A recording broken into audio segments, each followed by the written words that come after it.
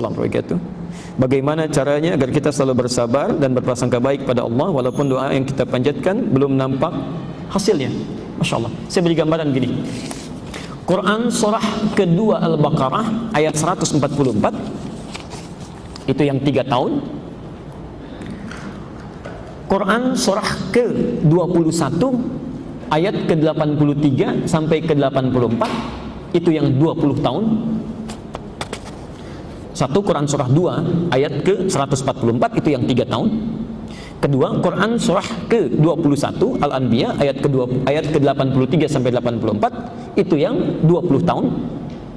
Kemudian Quran surah ketiga Ali Imran ayat 38 sampai 39. Ya. Quran surah ketiga Ali Imran ayat 38 sampai 39. Itu yang puluhan tahun tak terlukiskan, bisa 70 tahun, 80 tahun dan sebagainya. Pelan-pelan Bu ya.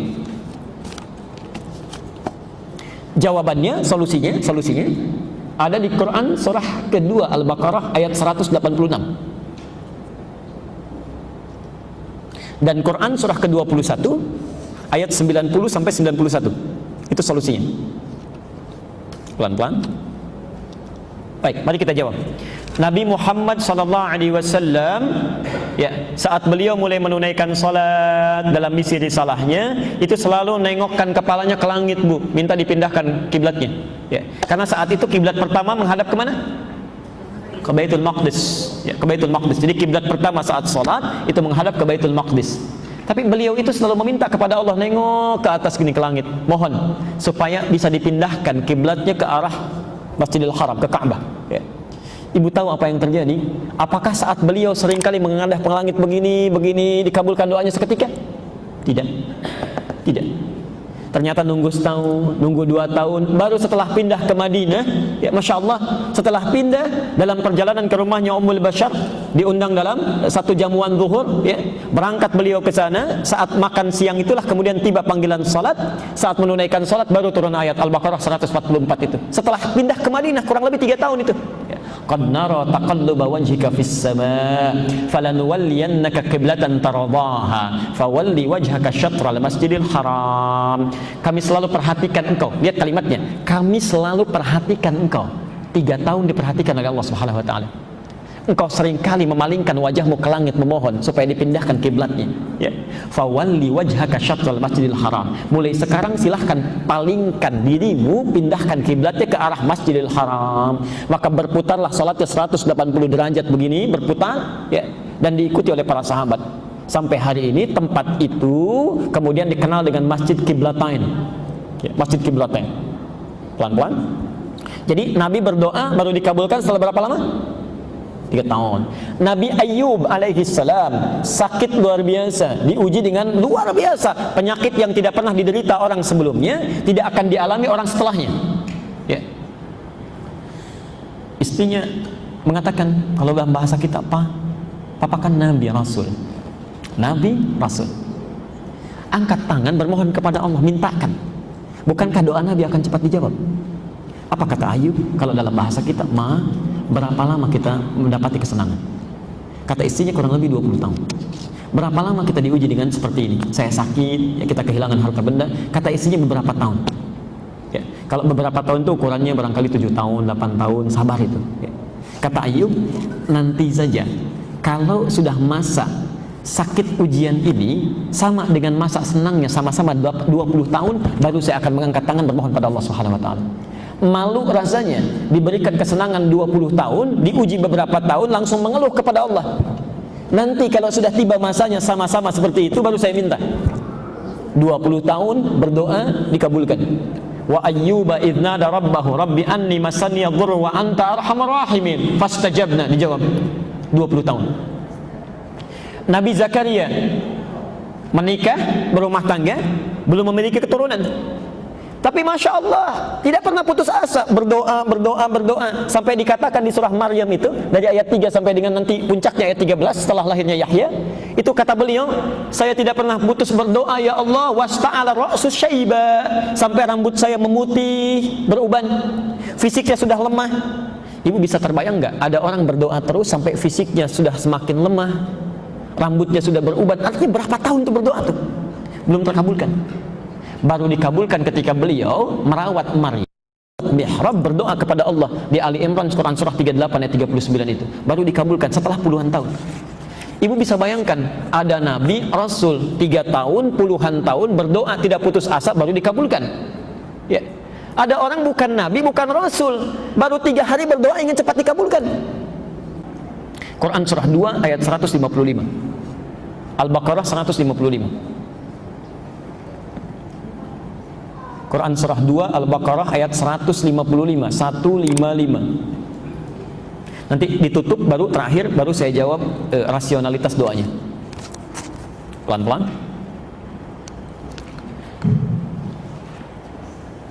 Posisi sebelah kiri paling atas.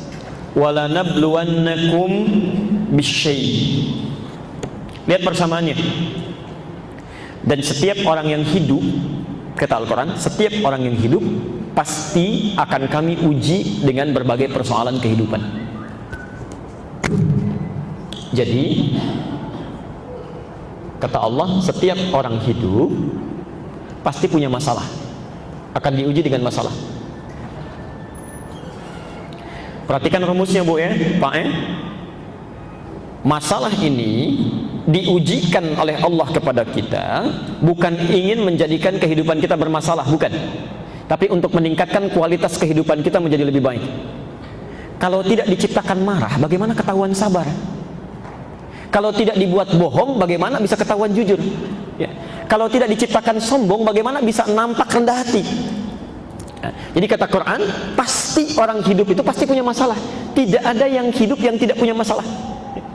Ibu tuh kelihatan tenang-tenang nulis, itu mustahil nggak punya masalah itu. Ya. Barangkali lebih besar dibandingkan dengan yang terlukiskan. Ya. Di saat seseorang tidak ingin punya masalah, itu artinya nggak mau hidup. Ya.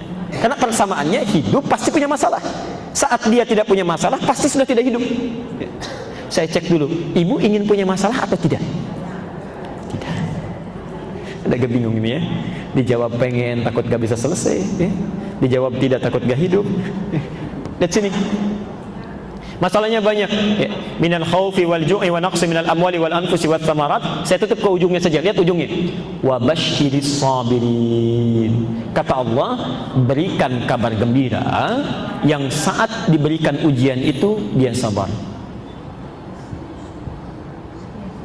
Pelan-pelan dia sabar.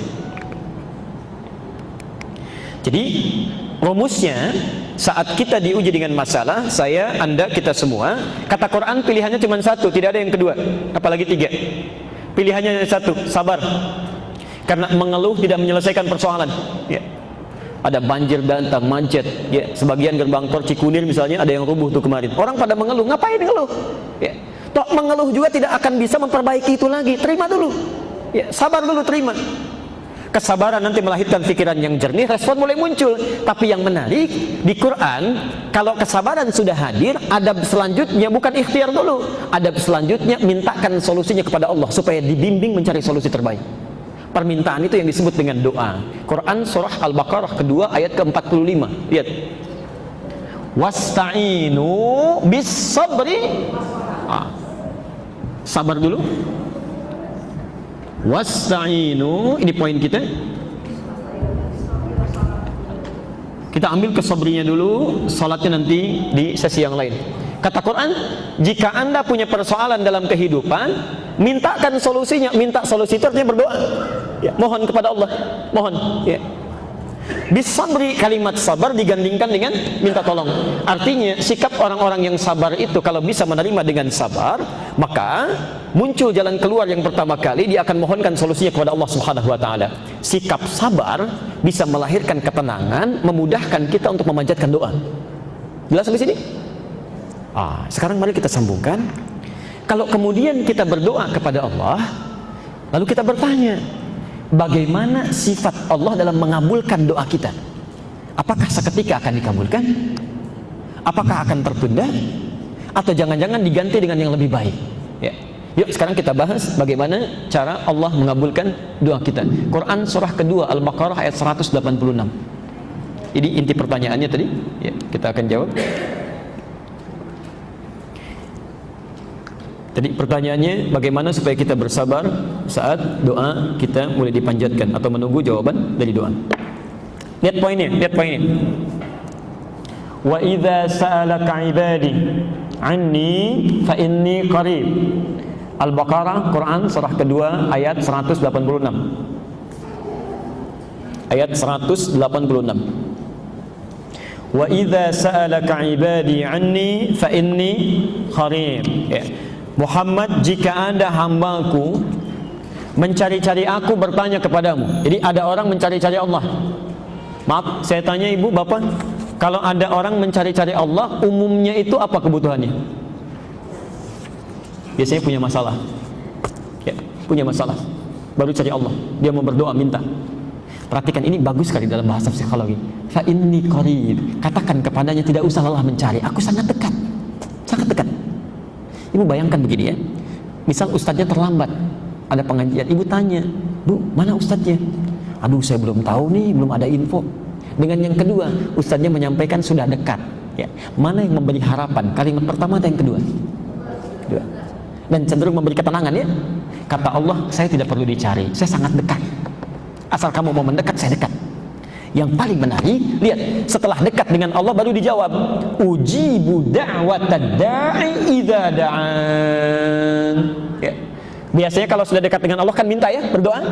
Nah, kata Quran, sifat doa itu kalau dipanjatkan seharusnya akan dijawab.